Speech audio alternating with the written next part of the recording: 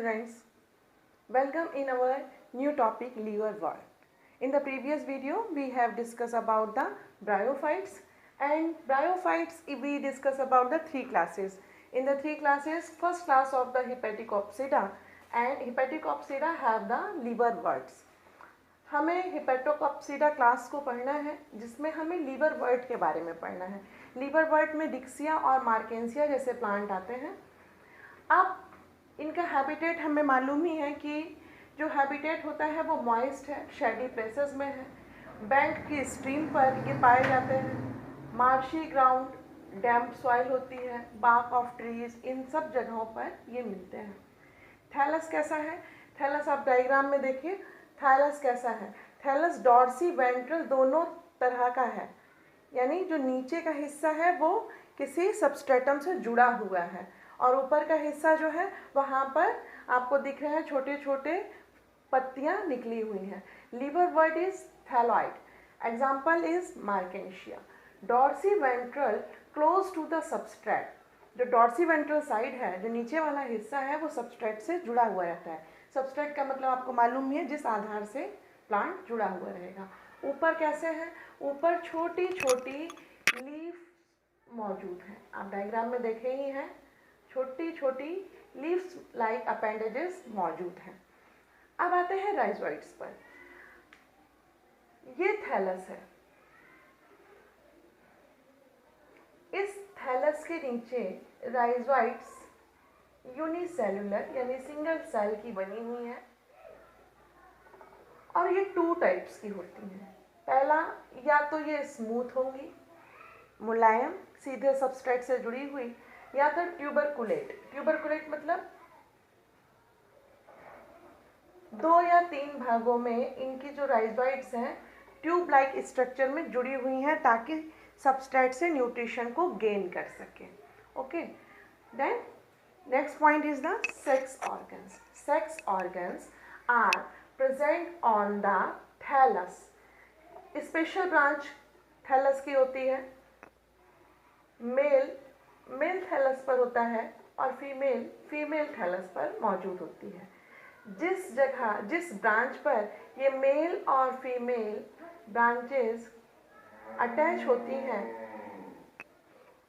ये हिस्सा, ये ब्रांच कहलाता है गैमीटोफोर। जब हमने ब्रायोफाइट का डिस्कशन किया था तो आपने ये देखा था कि जिस मेन पार्ट पर ये मेल और फीमेल अटैच होते हैं वो मेन पार्ट ही क्या कहलाता है? गैमीटोफोर, और ये स्ट्रक्चर पूरा गैमीटोफाइट कहलाता है। और सेक्स ऑर्गन्स जो हैं वो 2 टाइप के हैं। फीमेल थैलस पर जो सेक्स ऑर्गन, फीमेल का ऑर्गन जो मौजूद होता है, उस फीमेल ऑर्गन का नाम है आर्कीगोनी4। ये जो फीमेल थैलस पर है उस फीमेल स्ट्रक्चर का नाम है आर्कीगोनी4, और जो मेल थैलस पर स्ट्रक्चर है मेल का, वो उसको कहा जाता है, ये स्ट्रक्चर कहलाएगा मेल का एंथीरियो4। अब आते हैं रिप्रोडक्शन पर। रिप्रोडक्शन कैसा होता है? रिप्रोडक्शन होता है असेक्सुअल भी और सेक्सुअल भी। असेक्सुअल कैसे होगा?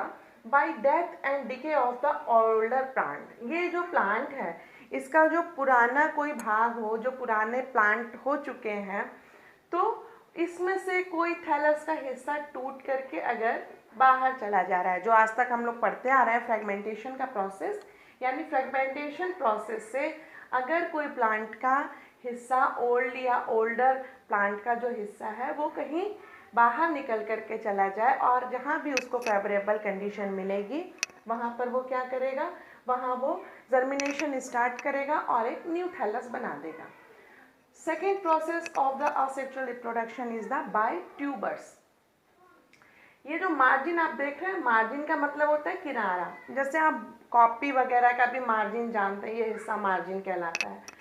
वैसे ही ये जो थैलस का मार्जिन है, इस थैलस के मार्जिन पर ट्यूबर्स मौजूद होते हैं।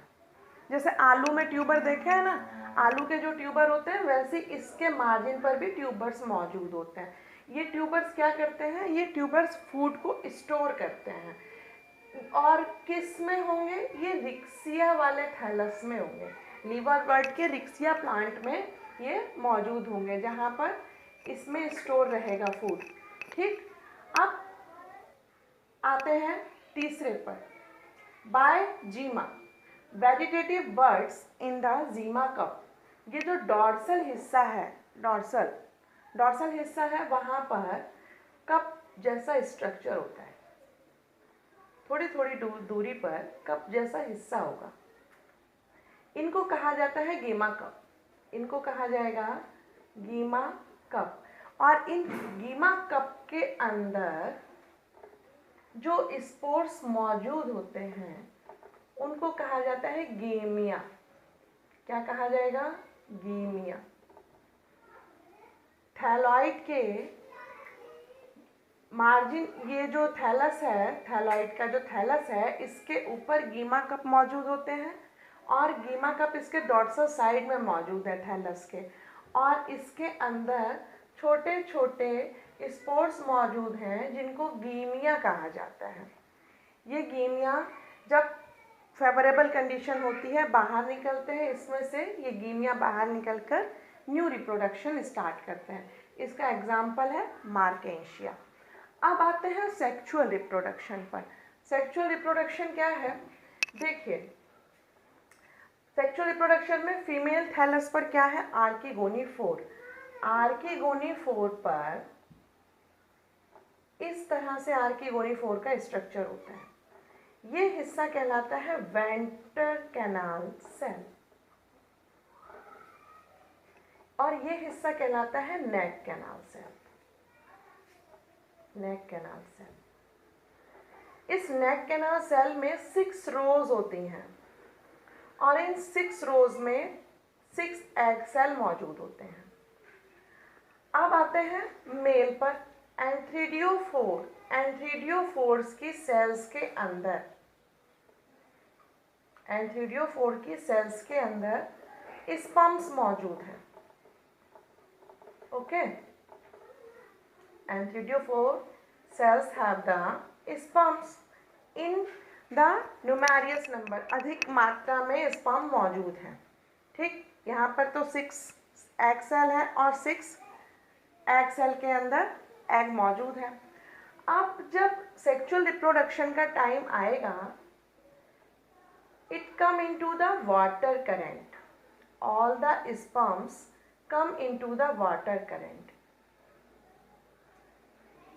and it floating and swimming in the water. ये एग कैनाल सेल, ये जो एग सेल है, नेक कैनाल सेल में जो एग सेल्स हैं, ये क्या करती हैं? एक म्यूसिलेजिनस सब्सटेंस सिक्रीट करती हैं। म्यूसिलेजिनस सब्सटेंस सिक्रीट करती हैं और जब ये म्यूसिलेजिनस सब्सटेंस सिक्रीट करती हैं तो क्या होता है? ये जो इसका ऊपर वाला सेल है जो इनको कवर करके रखा हुआ था, ये धीरे धीरे हल्का थिन होना शुरू हो जाता है, पतला होना शुरू हो जाता है।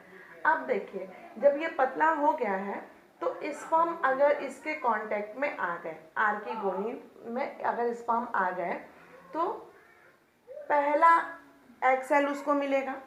उस एग सेल में अगर स्पर्म एग से कांटेक्ट नहीं करने पाया, it will be degenerate. Sperm का कांटेक्ट नहीं हुआ, हो सकता है ये दूसरे को भी पार कर जाए। सभी स्पर्म्स जो आ रहे हैं एक एक करके इसके अंदर, सभी एग के अंदर एंट्री नहीं पा पाते हैं। अब मान लीजिए किसी तीसरे एग कैनाल सेल में आकर के एग से स्पर्म कांटेक्ट हो गया, यानी एक एक इसमें स्पर्म कांटेक्ट हुआ है, एग और स्पर्म के कांटेक्ट से क्या बनेगा? जाइगोट बनेगा। अब ये जाइगोट बन गया तो बाकी के दो का क्या होगा? बाकी के दो म्यूसिलेजिनस सबस्ट्रेट से एक दूसरे में ख़त्म हो जाएंगे, डीजेनरेट हो जाएंगे। अब जाइगोट बन चुका है।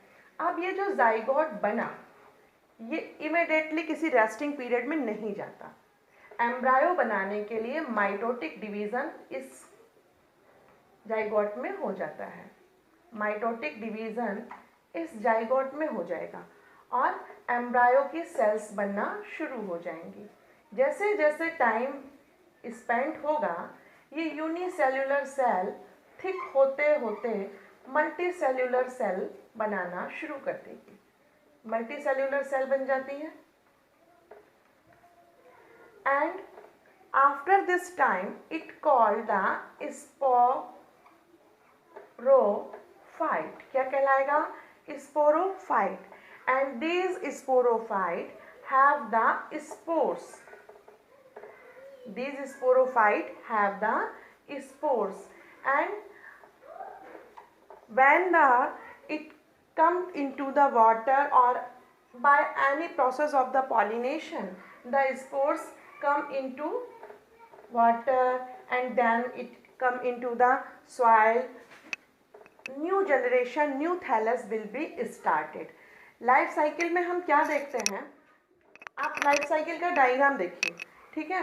ये लाइफ साइकिल के डायग्राम को आप देखेंगे तो क्या पाएंगे कि जो हम कह रहे थे गैमेटोफाइट वाला स्ट्रक्चर है, कैसे है? Archegoniophore have the n cell of the egg, antheridiophore have the n sperm. अब जहाँ तक फर्टिलाइजेशन नहीं होता है वहाँ तक की इनकी लाइफ साइकिल है गैमेटोफाइट, और जहाँ फर्टिलाइजेशन हो गया है, जाइगोट बन चुका है, 2n जाइगोट, और जब तक स्पोर्स बाहर निकलकर नहीं आ जाते हैं तब तक की लाइफ साइकिल है इनकी स्पोरोफाइट, यानी 2n। That is the life cycle of the liverwort. एक बार और आप डायग्राम में देख लीजिए पूरी तरह से, ठीक। ये है लीवरवर्ट। अगली बार हम लोग मॉस के बारे में पढ़ेंगे। Thank you for watching this video.